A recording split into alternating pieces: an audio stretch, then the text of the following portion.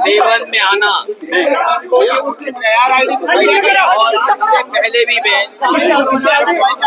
देवन में आया था, मुझे याद है। यही देवन में एक चुनावी रैली हम लोगों ने की थी, जिस समय समाजवादी पार्टी का अलायंस था और यहाँ की जनता ने समाजवादियों की मदद की और उसका परिणाम ये हुआ कि लोकसभा यहाँ से समाजवादी पार्टी और अलायंस जीत के गई। अभी हाल ही में जो चुनाव हुआ उसमें भी सहारनपुर ने समाजवादी पार्टी को बड़े पैमाने पे जीत दिलाई। जो सीटें हम लोग हारे वो कहीं ना कहीं जो कमियां रही हैं उन कमियों को दूर करेंगे। देवबंद वो स्थान है जो दुनिया में जाना जाता है। ये ऐतिहासिक धरती जिसने आजादी की लड़ाई में और देश को आजादी दिलाने में अगर उन्हें जान भी न्यौछावर करनी पड़ी होगी तो यहाँ के लोग पीछे नहीं हटे। उस समय अंग्रेजों के खिलाफ और देश के हित में जो देवबंद का योगदान है वो भुलाया नहीं जा सकता। ये स्थान ऐसा धार्मिक और पवित्र स्थान बनकर के निकला है कि जहाँ पर भाषा को लेकर के, अपने कल्चर को लेकर के, अपने ट्रेडिशन को लेकर के आने वाली पीढ़ी के भीतर कैसे वो संस्कार जाएं, उसके लिए देवबंद हमेशा जाना जाएगा। ये वो स्थान है जिसने उर्दू में शिक्षा दी, लोगों का जीवन बदला है। ऐसी जगह आकर के अपने कार्यकर्ता नेताओं से मिलने के बाद मुझे पूरा भरोसा है कि जो समाजवादी सिद्धांत है कि गंगा जमनी तहजीब, जो भाईचारा, जो आपसी प्रेम है, उसको वापस लौटाने के लिए समाजवादी लोग लगातार काम करते रहेंगे। और मुझे उम्मीद है कि देवबंद ही नहीं बल्कि सहारनपुर और आसपास आने वाले समय में भारतीय जनता पार्टी को हटाने का काम करेंगे। सर 65 को लेकर आपने संकेत दिए हैं 65 सीटों पर लड़ने के लिए 15 सिर्फ आप गठबंधन को देना चाह रहे हैं। क्या लगता है कि गठबंधन संतुष्ट हो पाएगा उन 15? अभी तक जितने भी गठबंधन समाजवादी पार्टी ने किए हैं, समाजवादी पार्टी की कोशिश रही है कि गठबंधन के सहयोगी दलों का पूरा सम्मान किया जाए।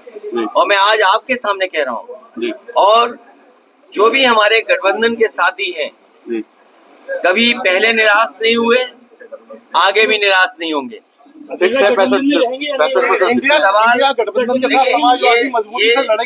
ये जो गिनती है वो इसलिए भी थी कि वहाँ पर जो लोग, जो प्रदेश के काकांडी के लोग आए थे, उन्होंने कई लोगों ने कई तरह के सुझाव दिए कि समाजवादी पार्टी को इतनी सीटें लड़नी चाहिए, समाजवादी पार्टी को इतनी संख्या की सीटों पर दावा करना चाहिए। लेकिन मैं आपसे कह रहा हूँ, अभी तक जितने हमने गठबंधन किए हैं, कोशिश हुई है कि किसी गठबंधन को जो साथी हो उसको निराश न करें। और हमारा गठबंधन और पीडीए स्ट्रेटेजी, पीडीए ही हराएगा एनडीए को, क्योंकि एनडीए के लोगों ने धोखा दिया है पीडीए के लोगों को। पीडीए के जुड़े हुए लोग, उनको धोखा मिला है एनडीए से। आज पिछड़े, दलित, अल्पसंख्यक, मुसलमान भाई सबसे ज्यादा पीड़ित हैं और सबसे ज्यादा न्याय हुआ उनके साथ।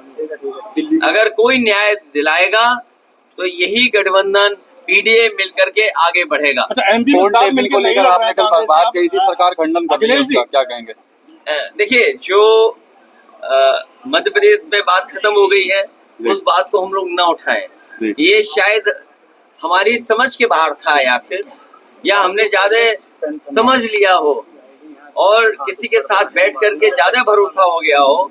इसलिए मुझे लगा कि मध्य प्रदेश में अगर उनके लोग बातचीत कर रहे हैं तो हमें साथ लेकर के चलेंगे, क्योंकि ये बात साफ हो गई है कि स्टेट लेवल पर कोई गठबंधन नहीं है। कोई बात नहीं, गठबंधन नहीं है, लेकिन नेशनल लेवल पे जो गठबंधन है उसको पीडीए स्ट्रेटजी के तहत मदद करेगा। ठीक है। देखिए, अरविंद केजरीवाल जी हो या आदरणीय मोहम्मद आजम खान साहब हो या समाजवादी पार्टी के और विधायक हों, ये हमारे साथी जो खड़े हमारे साथ हैं, अगर जनता की आवाज उठाएं तो इन पे मुकदमा लग जाएगा और लग गए होंगे न जाने कितने। ये आवाज उठाएंगे तो 20, 25, 30 मुकदमे इन पे भी लग जाएंगे। सर एक चीज, अरविंद केजरीवाल हो या आदरणीय आजम खान साहब का परिवार हो, ये सब इसलिए परेशान किए जा रहे हैं क्योंकि बीजेपी को ये लगता है कि ये ताकत बन करके उभरेंगे। अगर इनको दबा दोगे, यहाँ इनको डिमोरलाइज कर दोगे तो इनका दल पूरा डिमोरलाइज हो जाएगा। लेकिन हमें भरोसा जनता पर है, हमें भरोसा न्यायालय पे है कि एक दिन उन्हें न्याय जरूर मिलेगा। सर आजम खान साहब के मामले पे एक चीज फैलाई जा रही है कि समाजवादी पार्टी मदद नहीं कर रही है, कांग्रेस मदद के लिए। मैं आपसे कह रहा हूँ कि समाजवादी पार्टी पूरी मदद कर रही है जी। और कभी भी किसी की, जब किसी के ऊपर किसी तरह का संकट हो, जी। ये मेरे लिए नहीं, जो लोग संकट में किसी का लाभ उठाना चाहते हैं उनसे बड़ा दुश्मन कोई नहीं हो सकता। समाजवादी पार्टी मदद कर रही है और मदद करती रहेगी। आखिरी सवाल सर, 2024 के लिए देवबंद से क्या मैसेज दे रहे हैं आज आप? देवबंद वो स्थान है, देवबंद वो पवित्र स्थान है जिसने सदियों से अपनी संस्कृति, अपने ट्रेडिशन को बचाया, लोगों को शिक्षित किया, जागरूक किया और समाज के लिए, सुधार के लिए सबसे बड़ा हथियार अगर कोई चीज है तो वो शिक्षा है। यहाँ के जमीन ने, यहाँ के तमाम पूर्वजों ने बहुत लोगों के जीवन को बदला है और यहाँ से समय समय पर संदेश दिया है।